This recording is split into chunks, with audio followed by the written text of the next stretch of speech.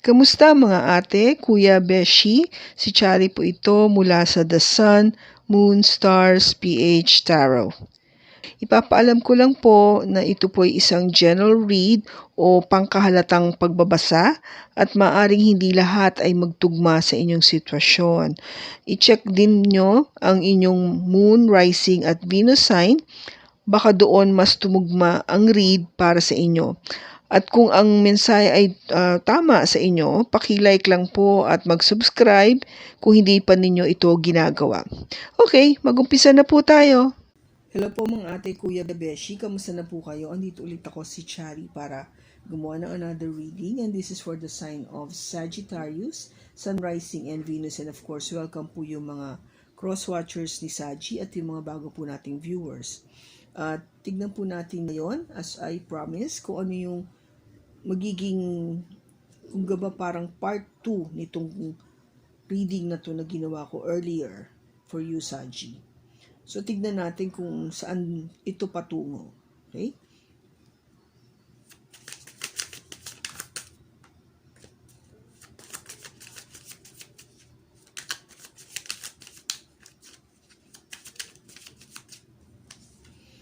We have the Two of Pentacles, the Nine of Swords, the Ten of Cups, the Six of Wands, the Five of Wands, Justice,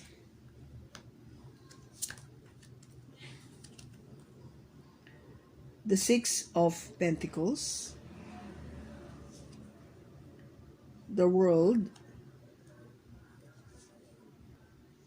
the Five of Cups,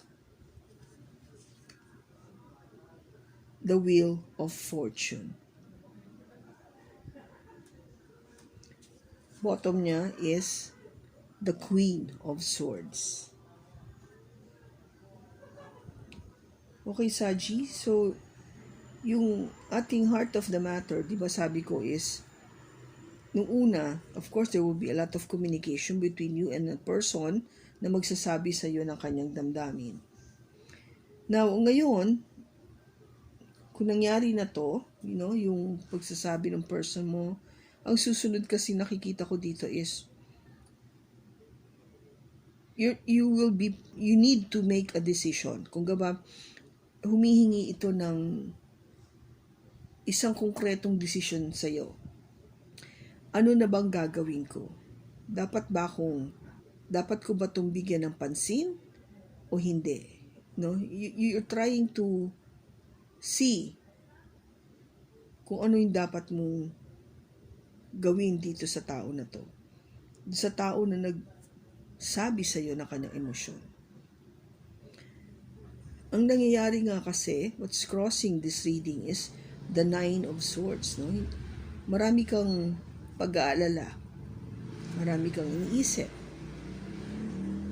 Marami kang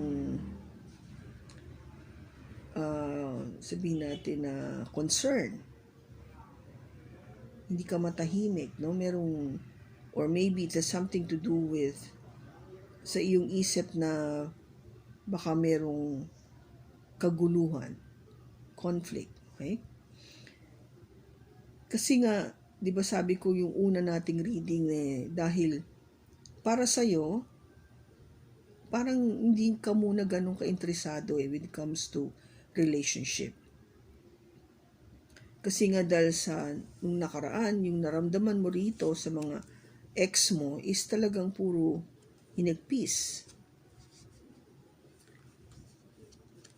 Pero kahit papano naman, gusto mong lumigaya with the Ten of Cups. Wala na yatang tao na ayaw na lumigaya. Di ba? Lahat tayo gustong lumigaya. Especially with the person that we love, no? Yung happiness na yun, you wanted it to come from or shared with dun sa taong mahal na mahal mo at mahal na mahal ka rin. One of the best feelings ever. But of course, nagfo-focus ka kasi dito sa future. Something to do with being married or yung having really, itong stable relationship na to. Kasi with the justice card, iniisip mo kasi na, ano na kaya kami pag, sige, pag-isipan ko to and then eventually gusto ko siya, na-love ako, I felt happy, magpapakasal na kami? Ganun ba? Kasi yung naiisip mo, baka magulo lang kami. Baka mag-away-away kami palagi.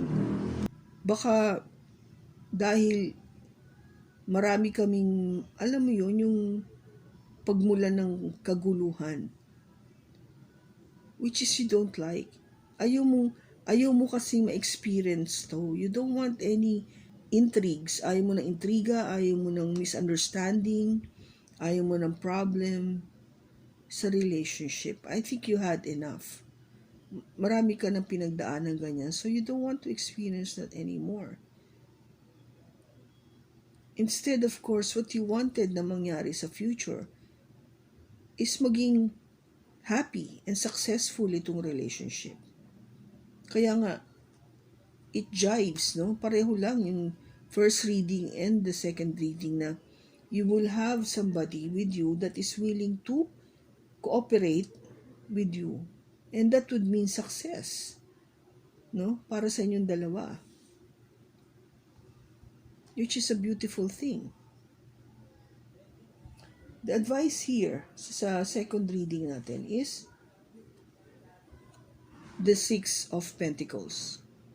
Equal give and take, di ba? Sabi ko nga, pareho kayo. Equal footing. Pareho kayong magko-cooperate, pareho kayong mag-effort. Ipapakita nyo sa pareho sa isa't isa yung importansya na to.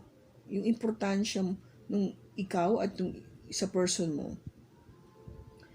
And what is influencing this is because you are already in this new cycle. The world, di ba? Ito yung world. Di ba sabi ko sa inyo, kung ano man yung pinagdaanan mo in the past, dadating yung bago, which is ito rin yun. Ito yung bagong cycle. So, it is what has been influencing this. Ang kinakatakot mo lang dito Saji, again, is the Five of Cups, which is what you have in the past. Just sa first reading. Somehow, hindi mo kasi makalimutan yun eh.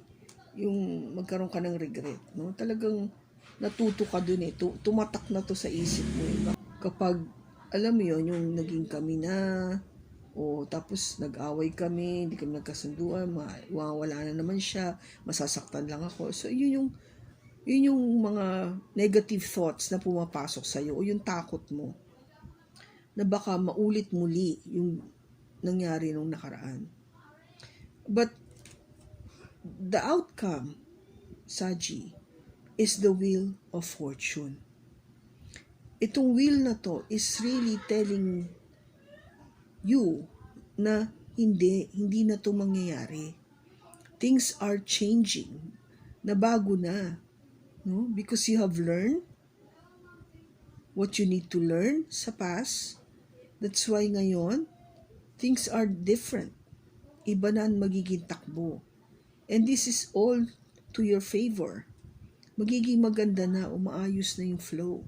Maybe that's why you're gonna have this success, this cooperation that you wanted in this relationship. Something that is reciprocated, no? Pareho kayo. Equal footing, sabi nga nila, di ba? Pareho tayo. And, of course, itong Queen of Swords is somebody na talagang, this is an energy coming from an air sign, Gemini, Libra, or Aquarius, is somebody na truthful. Ang gusto niya totoo lang, sa totoo lang. If you are dealing with this zodiac sign, o meron siya nito sa kanyang chart, ano siya eh, yung person na to is somebody na marami rin pinagdaan ng pain. No, maraming pinagdaan ng pain ito, Saji. So, naiintindihan niya yung naging sitwasyon mo o yung pinagdaanan mo din. Hindi rin niya i-entertainin ang isang bagay na magdudulot lang ng sakit sa kanya. Siyempre gusto rin niya yung relationship na ito is maging maayos at pabor din sa kanya. So in other words, gusto niya maging ganito, successful. Now, of course, there's the death card. It means that there will be a transformation. May magiging pagbabago. Pagbabago dito sa pakiramdam mo na ikaw iniwan o ikaw binaliwala with the Five of Pentacles. Okay? So, kung if dealing with an air sign, things will change, will transform, no? Magkakaroon ng pagbabago pagdating dito sa pakiramdam mo na ikaw ay basta na lang iiwan. Hindi na niya gagawin niya o hindi mangyayari yun. Okay? Now, just to let you know, Saji, na with the High Priestess, this is the energy of a Pisces, gagamitin mo kasi yung intuition mo eh. You will use your intuition or you are advised to use your intuition pagdating dito sa sitwasyon na to. Because you know, Saji, that this person, itong air sign mo, is the one.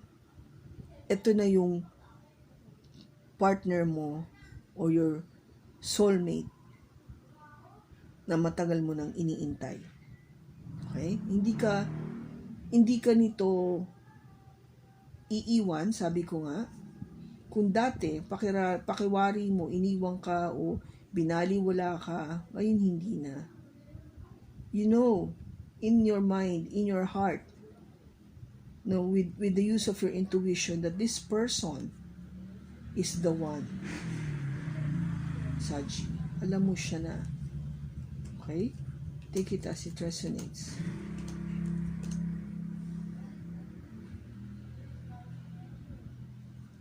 So, what else to clarify? Tingnan natin, ba't andito yung Wheel of Fortune?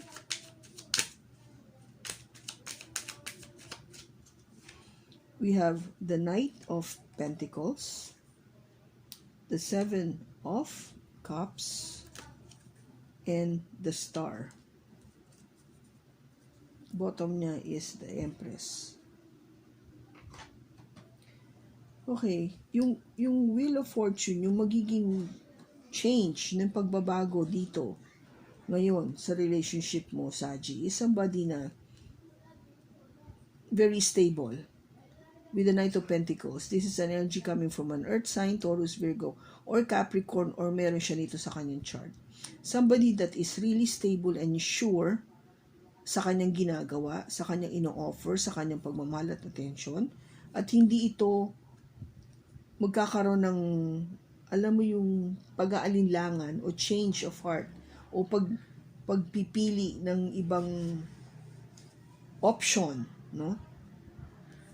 Kung hindi dahil with the Star, this is an energy coming from an Aquarius, alam nung tao na to na ikaw yung hinahanap o pinagdarasal-dasal niya.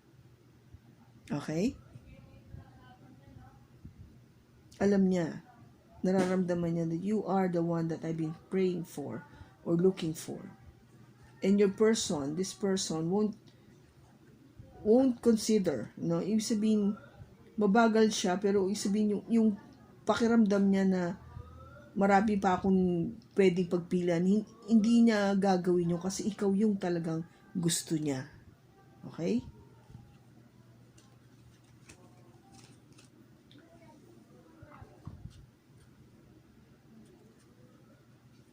So, tignan natin, Saji, kung ano pa yung message para sa'yo.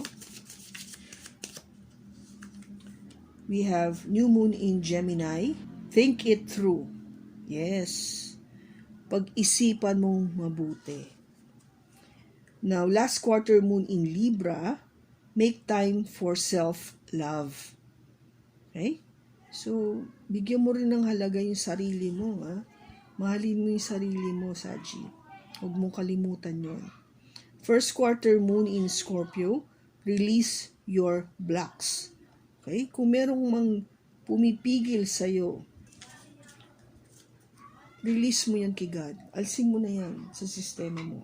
Alsin mo sa isip mo, alsin mo sa sistema mo. Release it. Hindi mo kailangan yung mga blockages na yan. So what else?